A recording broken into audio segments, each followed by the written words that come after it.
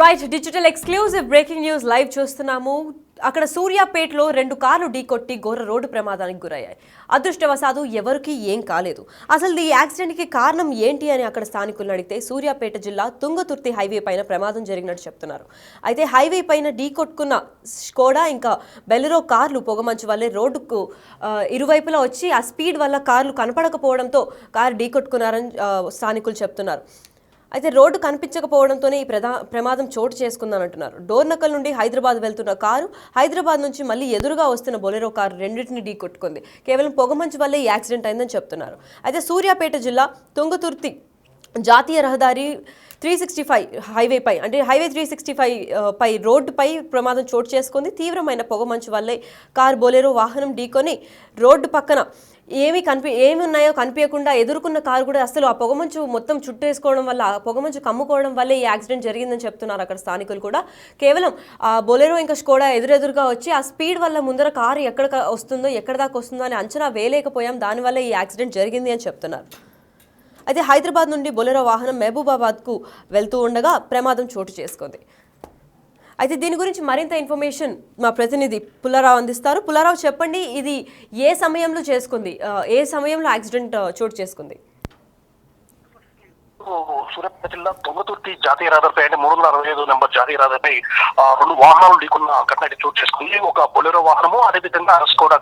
ఈ 2 ఎదురెదురుగా ఢీకొనడంతో మాత్రము తీవ్రమైన ప్రమాదం చోటు చేసుకుంది. కాకపోతే అదృష్టవశాత్తు కూడా ఎవరికి కూడా ఎలాంటి గాయాలు కాకుండా ఉన్న పరిస్థితి అయితే నెలకొందని చెప్పవచ్చు. ముఖ్యంగా ఈ యొక్క ప్రమాదానికి ప్రధాన కారణము పొగమంచు అని చెప్పి తెలుస్తుంది. ఉదయం పొగమంచు దట్టంగా పడుతూ ఉన్న సమయంలో ఈ విధంగా వాహనాలు అనేవి ఢీకొన్నాయని చెప్పి స్థానికంగా ఉన్నటువంటి వ్యక్తులు కూడా పరిస్థితి అయితే ఉందని చెప్పవచ్చు. దీనికి సంబంధించి డోర్నకల్ నుండి హైదరాబాద్ కు స్కోడా కారు వెళ్తుంది. అదే సమయంలో హైదరాబాద్ నుండి మహబూబాబాద్ కు బొలెరో వాహనం వస్తున్న పరిస్థితి అయితే ఉంది. వీరు వాహనాలు ఎదురెదురుగా వస్తున్న సమయంలో అంటే మొత్తం రోడ్డు మొత్తం కూడా పొగమంచు దట్టంగా అలుముకోవడంతో ఎదురుగా వస్తున్నటువంటి వాహనాలను గుర్తించినటువంటి పరిస్థితి అయితే నెలకొంది. అప్పటికి కూడా వీరు లైట్స్ వేసుకొని అంటే ఫ్రంట్ లైట్స్ వేసుకొని వస్తున్నప్పుడు కూడా వాహనాలు ఏ దూరంలో ఉన్నాయనే విషయాన్ని మాత్రము కనిపించలేనంత స్థితిలో ఈ యొక్క పొగమంచు అనేది పరిస్థితి ఉంది. సో ఈ సమయంలో ఎదురెదురుగా ఒకసారిగా వస్తున్న వరకు ఒక వాహనాన్ని ఎదురుగా వస్తున్నటువంటి వాహనాన్ని సరిగ్గా గమనించకపోవడం వల్ల 2 వాహనాలు కూడా ఢీకొన్న పరిస్థితి అయితే ఉంది.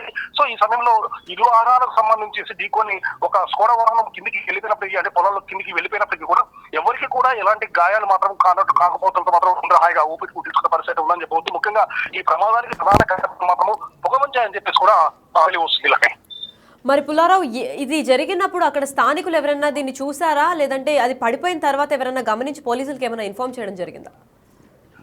సుష్మి, యాక్చువల్ గా ఇది తెల్లవారుజామున జరిగింది. తెల్లవారుజామున మొత్తం కూడా పొగమంచు అనేది కురుస్తున్న సమయం ఇది ముఖ్యంగా మహబూబాబాద్ అదేవిధంగా సూర్యాపేట మధ్యలో కూడా పరిస్థితి ఉండడం జరిగింది.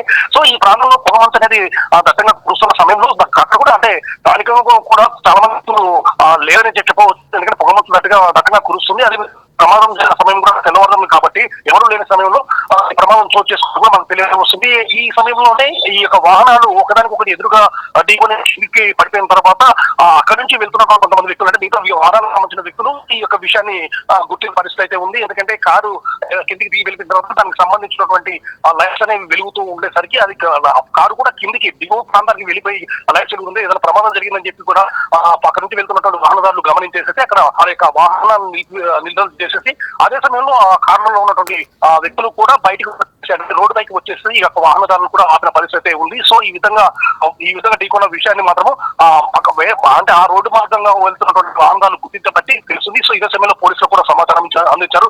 వెంటనే ఒక క్రెయిన్ సహాయంతో దిగు వెళ్ళిపోయినటువంటి కారు కూడా లాగిన పరిస్థితి ఉంది. సో వాహనాలు అయితే దెబ్బతిన్నాయి కానీ ఎవరికి కూడా ఎలాంటి గాయాలు కాకుండా గాయాల బారిన పడకుండా మాత్రం తప్పించుకున్నారని చెప్పుకోవచ్చు.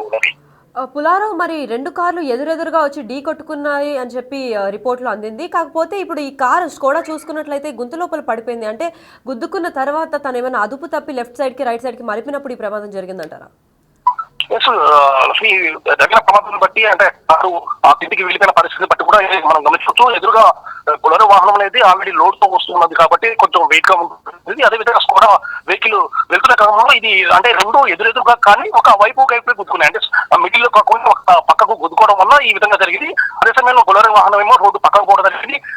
ఈ స్కోడా కార్ మాత్రం కొంచెం దాన్ని కంట్రోల్ చేసే సమయంలో డ్రైవర్ కంట్రోల్ చేసే సమయంలో కొద్దిగా పక్కకి సరికి అది పూర్తిగా కిందికి దిగిపోయిన పరిస్థితి అయితే ఉందని చెప్పవచ్చు. సో ఆ విధంగా కిందికి దిగిపోయి పోతే ప్రమాదం నుంచి చాలా వరకు తప్పించుకున్నారని చెప్పవచ్చు. అదే మిడిల్ భాగంలో అంటే రెండు వాహనాలు కూడా మిడిల్ గా అడ్డుకున్నట్లయితే మాత్రం తప్పనిసరిగా ఖచ్చితంగా గాయాల పాలయ్యేవారు, చాలా ప్రమాదం జరిగి ఉండేదని చెప్పేసి కూడా ఆ ప్రమాద తీవ్రతను బట్టి మాత్రం మనం గమనించవచ్చు. ప్రజెంట్గా ఈ యొక్క ప్రమాదం జరిగిన స్థితిని బట్టి చూస్తే అంటే అక్కడ ఉన్నటువంటి వాహనాల స్థితిని బట్టి చూస్తే మాత్రము ఎదురుగా వస్తున్నాయి. ఒకరు తప్పించుకుని అంటే ఒక వెహికల్ ని తప్పించే సమయంలో ఇరువురు కూడా చాలా చాకిచక్యంగా వ్యవహరించారని చెప్పొచ్చు. ఇరువురికి సంబంధించినటువంటి ఒక వైపు భాగంలోనే ఈ యొక్క ఢీకొనడం వల్ల మాత్రము ఎవరికి కూడా ఎలాంటి గాయాలు కాలేదు. సో ఈ విధంగా సమయంలో వెహికల్ ని కంట్రోల్ చేసే సమయంలో స్టీరింగ్ పక్క తిప్పడం వల్ల మాత్రం ఈ యొక్క స్కోడా కార్ మాత్రము దిగుకు వెళ్ళిపోయిందని చెప్పి కూడా మనం చెప్పవచ్చు. మరి ఇప్పటిదాకా పోలీసులు ఈ ప్రమాదం పైన ఏమైనా స్పందించారా? లక్ష్మి, ప్రమాదం జరిగిన విషయాన్ని తెలుసుకున్నటువంటి పోలీసులు ఘటనా స్థలానికి చేరుకోవడం జరిగింది. సో పోలీసులు కూడా ఈ ప్రదేశానికి చేరుకున్న తర్వాత అక్కడ ఉన్న స్థానికులు అయిపోయింది. అదేవిధంగా వాహనాలు తిరిగిన విషయాన్ని బట్టి పొగమంచు వల్ల ఎదురుగా వస్తున్నటువంటి వాహనానికి గమనించకపోవడం వల్ల ఈ ప్రమాదం జరిగిందని చెప్పేసి కూడా పోలీసులు కూడా నిర్ధారణకు వచ్చిన పరిస్థితి ఉంది. సో ప్రమాదంలో ఎవరికి కూడా ఎలాంటి గాయాలు కాకపోవడము, అదేవిధంగా వాహనాలు అనేవి పాక్షికంగా దెబ్బతిన్న పరిస్థితిలో సో ప్రమాదాన్ని బట్టి అంటే ప్రమాదం జరిగింది కాబట్టి అంటే ఈ పొగమంచు వల్ల గుర్తించారు కాబట్టి అదే విధంగా కేసు నమోదు చేసుకుని వారి యొక్క దర్యాప్తు కొనసాగిస్తారు. Right, thank you for the information Pullarao. అయితే సూర్యాపేట జిల్లా తుంగతుర్తి జాతీయ రహదారి నేషనల్ హైవే 365 పైన రోడ్డు ప్రమాదం చోటు చేసుకుంది. తీవ్రమైన పొగమంచు వల్ల కారు బొలెరో వాహనం ఢీకొట్టింది. అంటే ఒక పక్క బొలెరో, ఇంకో పక్క స్కోడా, రెండు వైపులు మంచు వల్ల కనపడకపోవడంతో రెండు ఢీకొట్టుకున్నాయి. అదృష్టవశాత్తు దాని లోపల ఉన్న ప్యాసింజర్స్కి ఏమీ కాలేదు. కాకపోతే అది ఢీకొట్టిన తర్వాత కూడా ఇంకా పెద్ద యాక్సిడెంట్ కాకుండా తప్పిద్దామని చెప్పి స్కోడా ఎప్పుడైతే స్టీరింగ్ తిప్పడం జరిగిందో అది గుంత లోపల పడిపోయింది. మనం big TV digital exclusive screen పైన చూస్తున్నాము. అది పడిన తర్వాత స్థానికులు అక్కడ చేరి పోలీసులకు ఇన్ఫర్మేషన్ ఇవ్వడం జరిగింది. దాని లోపల ఉన్న మనుషులకి ఇప్పటిదాకా ఏం గాయాలు తీవ్రంగా కాలేదు. కాకపోతే ఒక క్రేన్ని కానీ దేన్నైనా తెప్పించి పోలీస్ ఫిర్యాదు చేశాక ఆ కార్ని తీయడం అయితే జరుగుతుంది. అయితే పోలీసులు కూడా మరికొద్దిసేపట్లో అక్కడికి రానున్నారు.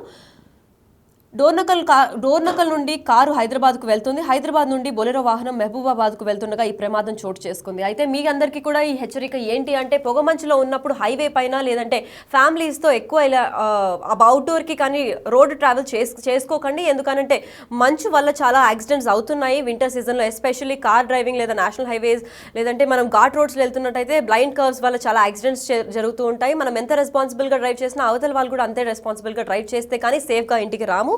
సో ఎవరైనా రోడ్ ట్రాన్స్పోర్ట్ యూజ్ చేస్తున్నారు, రోడ్డు పైన వెళ్ళాలి అని అనుకుంటే డే టైంలోనే లేదా మంచు తగ్గిన తర్వాత లేదా సూర్యుడు వచ్చిన తర్వాత కొంచెం లైటింగ్ బాగుండేటప్పుడే వెళ్ళాలి అని చెప్పి మేము కూడా కోరుకుంటున్నాం. ఇవి కేవలం యాక్సిడెంట్స్ని కొంచెం అరికట్టడానికే ఇలాంటి స్టాండ్ తీసుకుంటున్నాం.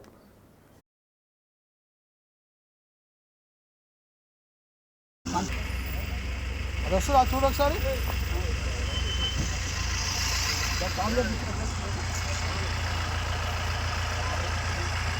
మంచు పాడబడ మంచం కంటి చూపు అంత దూరంలో మంచు నిమ్మలంగా రావాలి. పెద్ద రోడ్ అయినా ఎవరైనా కాబట్టి ఏం కాలేదు.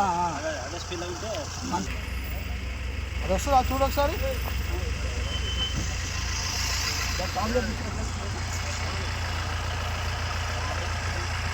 మంచు పాడబడ మంచం కంటి చూపు అంత దూరంలో మంచు